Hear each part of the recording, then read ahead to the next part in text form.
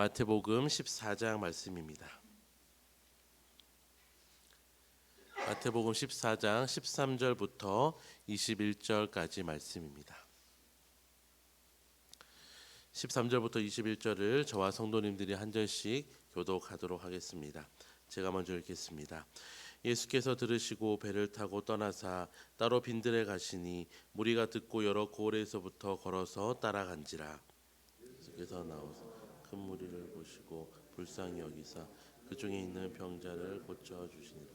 저녁이 되매 제자들이 나와 이르되 이곳은 빈들이요 때도 이미 저물었으니 무리를 보내어 마을에 들어가 먹을 것을 사 먹게 하소서.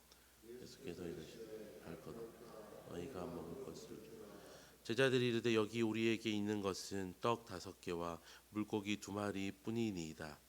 이르시되 그것을 내게 가져오라 하시고 무리를 명하여 잔디 위에 앉히시고 떡 5개와 물고기 2마리를 가지사 하늘을 우러러 축사하시고 떡을 떼어 제자들에게 주시매 제자들이 무리에게 주니 남은 조각을 12바구니에 차게. 함께 읽겠습니다. 먹은 사람은 여자와 어린이 외에 5,000명이나 되었더라. 아멘. 오늘 본문은 우리가 잘 아는 오병이어 사건입니다. 세례 요한의 순교 소식을 들은 예수님께서는 배를 타고 빈들로 들어가셨습니다. 하지만 예수님을 쫓던 수많은 사람들은 예수님의 소식을 듣고 예수님을 찾아서 빈들까지 나아갔습니다.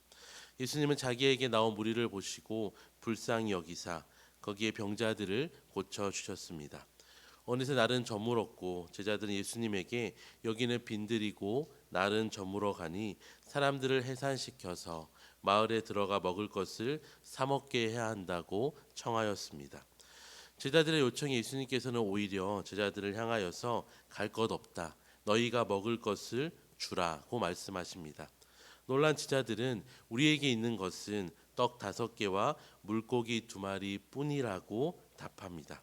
그러자 예수님께서는 그것을 내게 가져오라 하시고 축사하신 후에 제자들에게 주어 무리에게 주도록 하였을 때에 거기 있는 사람이 여자와 어린이를 제외하고서도 5,000명이나 되었지만 떡 5개와 물고기 2마리로 모든 사람이 배부르게 먹었을 뿐만 아니라 남은 조각이 12바구니나 되었습니다.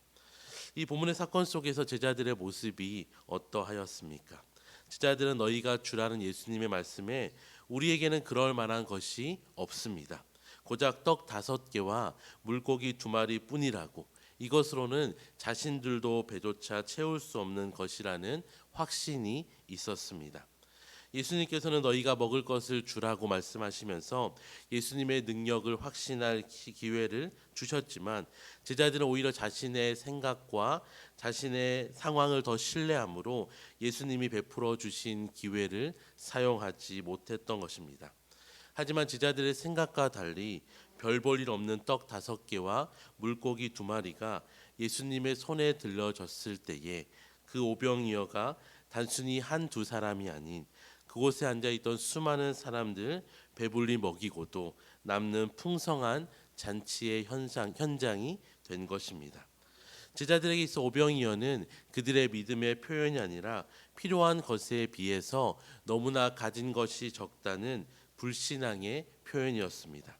하지만 예수님께서는 오병이어 사건을 통하여서 비록 적은 것이라 할지라도 예수님께 붙들릴 때에 수많은 것을 먹이고 풍성함으로 바꿀 수 있는 놀라운 것임을 제자들에게 가르쳐 주신 것입니다.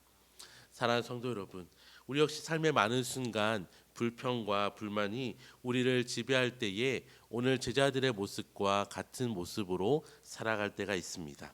내가 가진 것이 얼마나 부족한지, 내가 얼마나 어려운 상황에 놓여 있는지만 집중하여서 하나님을 바라보지도 못하고 하나님께 맡기지도 못하고 오히려 우리의 오병이어가 불평과 불만의 통로가 되어서 근심과 걱정으로 살아갑니다.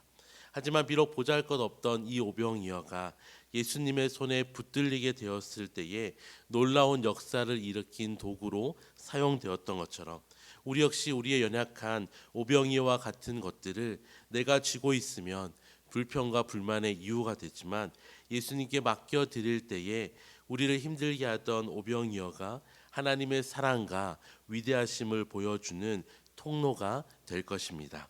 무엇보다 우리 자신을 하나님께 맡겨 드릴 때에 하나님은 우리를 사용하셔서 하나님의 영광과 풍요를 드러내는 도구로 우리를 사용하여 주실 것입니다.